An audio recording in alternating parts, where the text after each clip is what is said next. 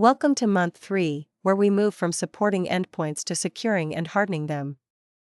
This first lesson is about the model that underpins everything else we'll do: zero trust. By the end, you'll understand the 3 principles, how the Microsoft pillars map onto endpoint controls, and why your device's health is now part of every access decision. Let's start with why we even need this. For decades, security assumed a hard outer shell and a soft trusted center. Get past the firewall or onto the VPN and you were trusted. But cloud apps, remote work, and bring your own device demolished that. Today, a request from a laptop in your own office is treated with exactly the same suspicion as one from a coffee shop. Location tells us nothing about trust anymore. Zero trust rests on 3 principles. Verify explicitly, authenticate and authorize every single request using all available signals. Use least privilege, grant the minimum access needed, just in time, just enough. And assume breach, design as though an attacker is already inside your environment. Hold these 3 in your head, because every control in this month is a direct expression of one of them. Microsoft frames zero trust across pillars: identity, devices, applications, data, network, and infrastructure. As an endpoint engineer, your device sits right at the intersection. The user has an identity, but so does the device, from enter join or hybrid join. And critically, the device's compliance state becomes part of the authorization decision. The endpoint is no longer a passive client, it's an active participant in trust. Here's the mechanism at the heart of it. Intune evaluates each device against a compliance policy and stamps it compliant or non-compliant. Conditional access then consumes that stamp as a signal. A healthy device is encrypted, patched, onboarded to EDR and not flagged as at risk. If the device falls out of compliance, access to sensitive resources can be cut. The device's health is now load-bearing.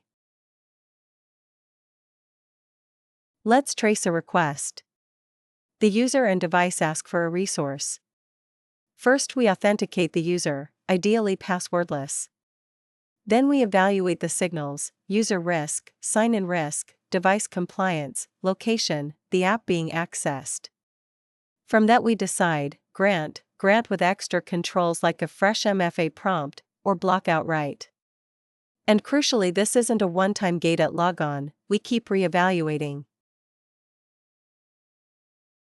That continuous part matters. Normally an access token is valid for up to an hour, so revoking access could take that long to bite.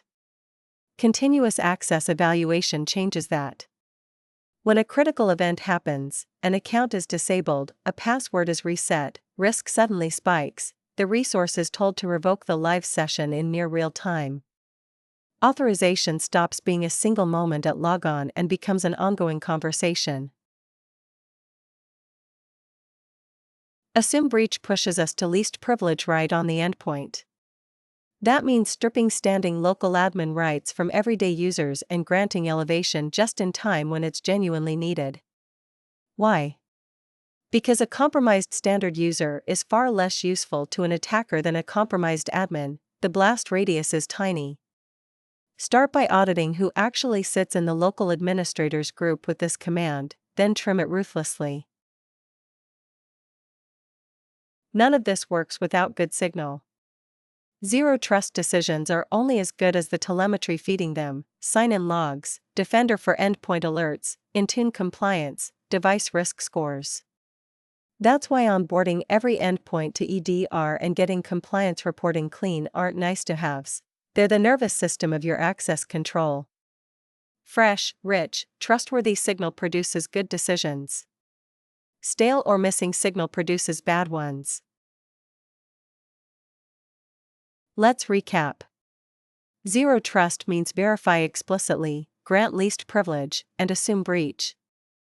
The device's compliance state is now a first-class signal in every access decision, and continuous access evaluation makes that authorization continuous rather than a single gate at logon. Your task: Pick one managed Windows device in a test tenant and document its full zero trust posture, join type, compliance result, BitLocker and EDR state, and local admin membership. Then draw the access decision flow for that device reaching a sensitive app, naming every signal conditional access would weigh and where CAE would step in on revocation.